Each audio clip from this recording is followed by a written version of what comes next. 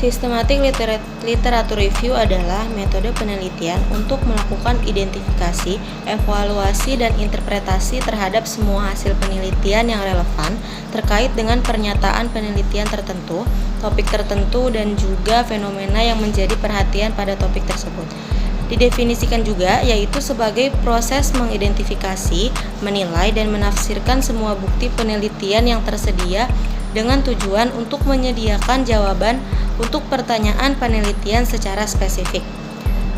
Teknik analisis data dari literature review ini untuk mendalami berbagai hasil penelitian yang relevan dari review yang dipilih dan dijadikan topik. Nah, selanjutnya itu terdapat tahapan systematic literature review yang terdapat 3 tahapan. Yang pertama yaitu planning, yang kedua conducting, yang ketiga reporting. Lanjut ya, yang kita bahas pertama yaitu planning dulu. Nah, pada tahap planning ini kita menentukan terlebih dahulu research question-nya atau disingkat RQ ya. Nah, research question ini bisa kita sebut itu adalah pertanyaan penelitian. Nah, RQ ini digunakan untuk menuntun proses pencarian dan juga ekstraksi dari literatur. Nah, adapun research question yang baik itu bisa kita buat berdasarkan 3. Yang pertama yaitu bermanfaat, kemudian terukur, yang ketiga arahnya ke pemahaman terhadap state of the art research dari suatu topik penelitian. Kemudian dalam menentukan research question terdapat 5 elemen. Yang pertama yaitu population, yang kedua intervention, yang ketiga comparison, yang keempat outcome, dan yang kelima konteks. Kemudian lanjut yang kedua yaitu conducting. Nah, pada tahap ini tahap conducting berisi pelaksanaan dari systematic literature review itu sendiri. Nah, adapun pelaksanaan systematic literature review terdapat 3 tahapan. Yang pertama yaitu kita menentukan keyword atau kata kuncinya, kemudian penentuan sumber berdasarkan biasanya kalau misalkan kita baca literatur berdasarkan bisa dari digital library, kemudian dari pencarian literatur. Terus ekstraksi data yang kemudian nantinya akan disintesis. Lanjut ke tahap yang terakhir yaitu reporting. Nah, pada tahapan ini penulis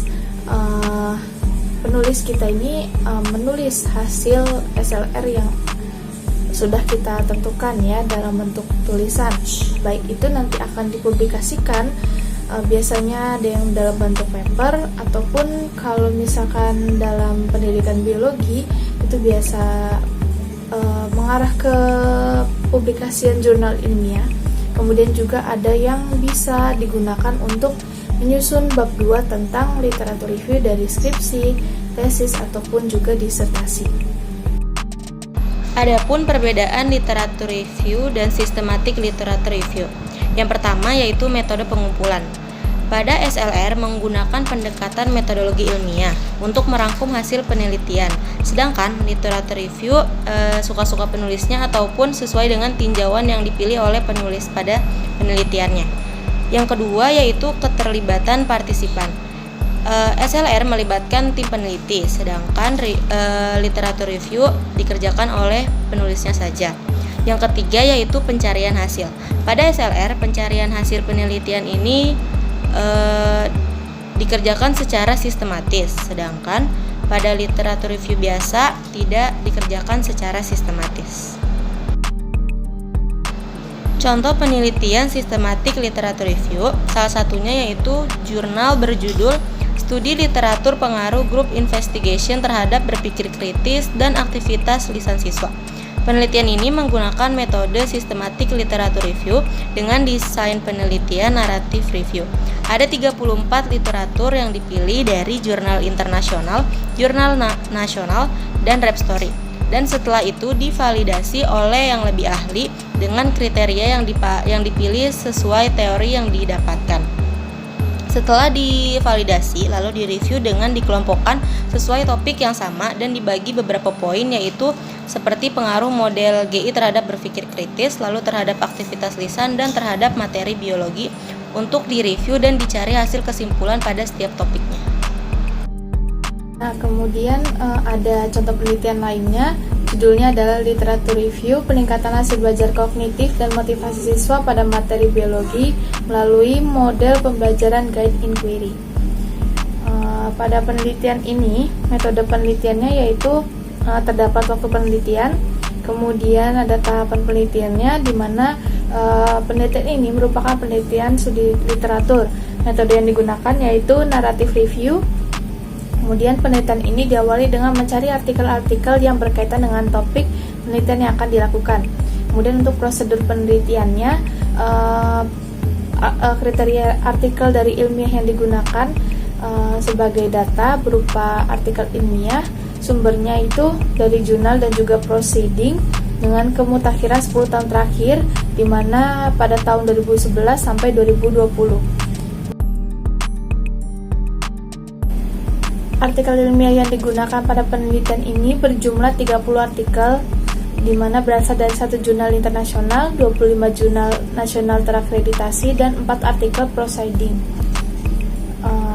Lanjut, untuk langkah-langkah yang dilakukan dalam rangka pencarian artikel, yaitu mengunjungi ke beberapa web seperti Google Scholar dan juga www.doaj.org.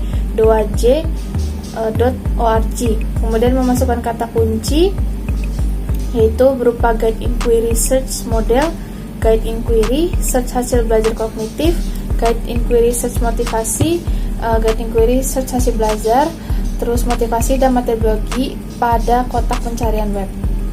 Dari 30 artikel tersebut nanti akan divalidasi atau review kualitas literatur. Lanjut ke teknik penyajian data, yaitu data yang disajikan dalam penelitian ini diawali dengan pencarian artikel ilmiah yang relevan dengan peningkatan hasil belajar kognitif dan motivasi siswa pada materi biologi.